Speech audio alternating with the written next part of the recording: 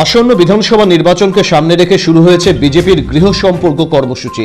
সেই মর্মে বৃহস্পতিবার গাজলের ময়নাবাজার ও গাজল হাসপাতাল মোড়ে পথসভা অনুষ্ঠিত হয় বিজেপির উদ্যোগে। সাগরিকা সরকার, ঠাকুরদাস সরকার, কৃষ্ণ সাহা সহ অন্যান্য নেতৃত্ব উপস্থিত ছিলেন কর্মসূচিতে। এদিনের পথসভার মধ্য দিয়ে কেন্দ্রীয় সরকারের বিভিন্ন উন্নয়নমূলক প্রকল্প সম্পর্কে সাধারণ মানুষকে অবগত করার পাশাপাশি রাজ্য সরকারকে কটাক্ষ করেন উপস্থিত নেতৃত্ব। চাঁদা তোলা নিয়ে তৃণমূল ছাত্র যুবর সংঘর্ষে বৃহস্পতিবার রাতে উত্তেজনা হরিশ্চন্দ্রপুরের শহীদ মোড় এলাকায়। ঘটনায় আহত হয়েছে দুই ছাত্রনেতা। জানা গিয়েছে, রাহাত আসগার নামে এক যুব তৃণমূল নেতা হরিশ্চন্দ্রপুরের বিভিন্ন এলাকা থেকে অনুষ্ঠানের নাম করে চাঁদা তোলে, যার প্রতিবাদ করে তৃণমূল ছাত্র পরিষদের নেতা প্রণব দাস এবং শেখ ছোটন। এরপরেই হরিশ্চন্দ্রপুর 1 নম্বর ব্লক যুব তৃণমূলের সহসভাপতি দুর্জয় দাস ও তার কয়েকজন সঙ্গী বাঁশ ইট দিয়ে ওই দুই ছাত্রনেতাকে বেধড়ক মারধর করে বলে অভিযোগ। গণ্ডগোল চলাকালীন হরিশ্চন্দ্রপুর 1 নম্বর ব্লক তৃণমূল যুব সভাপতি জিয়াউর রহমান ঘটনাস্থলে এলে তাকেও দুর্জয় দাস হুমকি দেয় বলে অভিযোগ। পরে হরিশ্চন্দ্রপুর থানার পুলিশ এসে পরিস্থিতি নিয়ন্ত্রণে আনে। কেন্দ্রের বিজেপি সরকারের কৃষি আইন বাতিলের দাবিতে দিল্লিতে টানা আন্দোলন চালিয়ে আসছে কৃষকেরা। এই পরিস্থিতিতে তাদের এই আন্দোলনকে সমর্থন জানিয়ে এবারে অর্থ সংগ্রহে নামল সিপিআইএম এর রায়গঞ্জ শহর লোকাল কমিটি। শুক্রবার রায়গঞ্জ শহরের বিভিন্ন এলাকার দোকান বাজারের পাশাপাশি এবং পথ চলতি সাধারণ মানুষের কাছ থেকেও অর্থ সংগ্রহ করেন দলীয় নেতাকর্মীরা। বিভিন্ন দল ছেড়ে 50 জন সংখ্যালঘু কর্মী সমর্থক যোগ দিলেন বিজেপিতে। বুধবার হরিশ্চন্দ্রপুরের মহেন্দ্রপুর গ্রাম পঞ্চায়েত এলাকার রামপুরে আয়োজিত বিজেপির পথসভায় যোগদানকারী সদস্যদের হাতে দলীয় পতাকা তুলে দেন উপস্থিত নেতৃত্ব। রূপেশ আগরওয়াল সহ অন্যান্যরা উপস্থিত ছিলেন এদিনের কর্মসূচিতে। মাস তিনেক আগে ফেসবুক লাইভ করে আত্মঘাতী হয়েছিল এক যুবক। তার মৃত্যুর প্রায় 3 মাস পর একইভাবে আত্মঘাতী হল তার প্রেমিকাও। ঘটনাটি ঘটেছে বালুরঘাটের চিঙ্গিসপুর এলাকায়। পুলিশ সূত্রে জানা গিয়েছে, মৃত যুবতীর নাম মানুষী সোরেন। তার বাড়ি চিঙ্গিসপুর পঞ্চায়েতের মহদেবপুর এলাকায়। বৃহস্পতিবার রাতে সুসাইড নোট লিখে সোশ্যাল মিডিয়ায় লাইভ করে আত্মঘাতী হয় ওই যুবতী। কি কারণে এই ঘটনা ঘটল তা খতিয়ে দেখছে পুলিশ। মৃতদেহটি উদ্ধার করে ময়না তদন্তের জন্য বালুরঘাট জেলা হাসপাতালের মর্গে পাঠানো হয়েছে।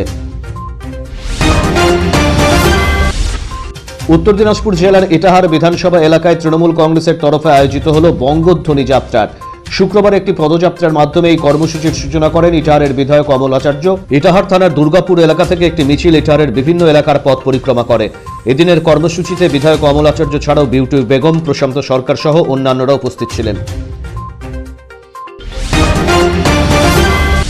প্রয়াত নেতাকর্মীদের স্মৃতিতে একদিবসীয় ভলিবল টুর্নামেন্টের আয়োজন করল ডিওয়াইএফআই এর ইসলামপুর উত্তর লোকাল কমিটি। শুক্রবার ইসলামপুর পৌর প্রাথমিক বিদ্যালয় চত্বরে আয়োজিত ওই ফুটবল টুর্নামেন্টে প্রয়াত কমরেড পুলক বিশ্বাস ও মোহাম্মদ ইসরায়েলের স্মৃতির উদ্দেশ্যে উৎসর্গ করা হয়। ইসলামপুর উত্তর লোকাল কমিটির সম্পাদক সুজন দাস বলেন, এই খেলায় 6টি পুরুষ দল অংশ নিয়েছে। এই টুর্নামেন্টের পাশাপাশি মহিলাদের নিয়ে রয়েছে প্রদর্শনী ম্যাচ। মূলত পুরুষদের পাশাপাশি মহিলারাও যাতে ক্রীড়া চর্চায় এগিয়ে আসে সেজন্যই এই উদ্যোগ নেওয়া হয়েছে।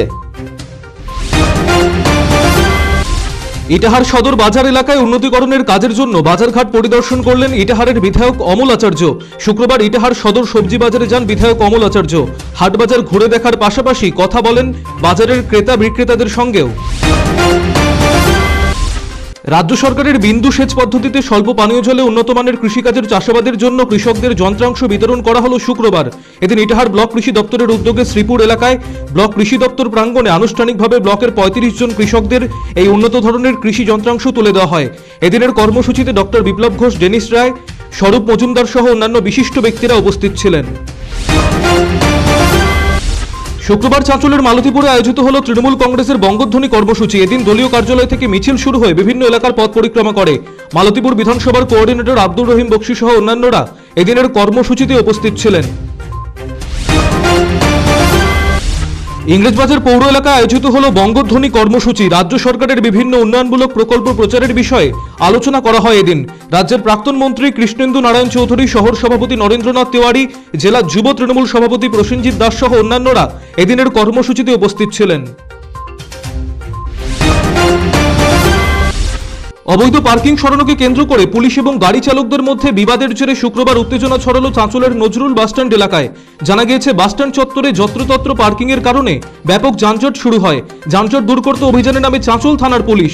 সে সময় যাত্রী নামাতে গিয়ে এক অটো চালক এবং খালাসিকে মারধর করে পুলিশ। এরই প্রতিবাদে শুক্রবার রাস্তা অবরোধ করে বিক্ষোভ দেখালো চাঁচলের ম্যাক্সি এবং অটো ইউনিয়ন মালিক সমিতি। পুলিশ এলে তার গাড়িকেও ঘেরাও করে বিক্ষোভ দেখান সমিতির সদস্যরা। ঘণ্টা দুয়েক বিক্ষোভ দেখানোর পরে পুলিশি হস্তক্ষেপে পরিস্থিতি নিয়ন্ত্রণে আসে। উত্তর দিনাজপুর জেলা পরিষদের আর্থিক তহবিলে গ্রামগঞ্জের দুটি পৃথক রাস্তা এবং বিদ্যালয়ের ছাত্রছাত্রীদের খেলাধুলার মান উন্নয়নের জন্য মিনি স্টেডিয়ামের কাজের সূচনা করলেন জেলা পরিষদের কর্মাধ্যক্ষ মোশাররফ হোসেন। এদিন কাপাসিয়া অঞ্চলের রাধানগর হাই মাদ্রাসার প্রাঙ্গণে মিনি স্টেডিয়ামের কাজের শিলান্যাস করার পাশাপাশি গোপালপুর গ্রাম থেকে পরানপুর প্রাথমিক বিদ্যালয় এবং জামালপুর ঈদগাহ থেকে জামালপুর গ্রাম পর্যন্ত রাস্তার কাজের শিলান্যাস করেন মোশাররফ হোসেন। জেলা পরিষদের প্রায় 40 লক্ষ টাকা বরাদ্দ করা হবে এটি নির্মাণে। এদিনের কর্মসূচিতে মোশাররফ হোসেন, সুফিয়া বিবি, হোসেন আলী, ফটিক কুমার দাস সহ অন্যান্য বিশিষ্ট ব্যক্তিরা উপস্থিত ছিলেন। আসন্ন বিধানসভা নির্বাচনের আগে বিভিন্ন রাজনৈতিক দল ছেড়ে বিজেপিতে যোগদান করলেন একাধিক যুব নেতৃত্ব। শুক্রবার হেমতাবাদ শালবাগান এলাকায় বিজেপির দলীয় কার্যালয়ে আয়োজিত এই অনুষ্ঠানে যোগদানকারীদের হাতে দলীয় পতাকা তুলে দেন মণ্ডল সভাপতি প্রশান্ত কুমার ভৌমিক। পাশাপাশি এদিন হেমতাবাদের মহিপুর এলাকায় বিজেপির তরফে একটি পথসভার আয়োজন করা হয়। এই পথসভার মধ্যে দিয়ে কেন্দ্রীয় সরকারের বিভিন্ন উন্নয়নমূলক প্রকল্প সম্পর্কে সাধারণ মানুষকে অবগত করার পাশাপাশি রাজ্য সরকারকে কটাক্ষ করেন উপস্থিত নেতৃত্ব। গোটা রাজ্যের সাথে উত্তর দিনাজপুরের রামগঞ্জ চা বলয়ে বঙ্গধ্বনি অনুষ্ঠানের সূচনা করলেন ইসলামপুর ব্লক তৃণমূল কংগ্রেস সভাপতি জাকির হোসেন।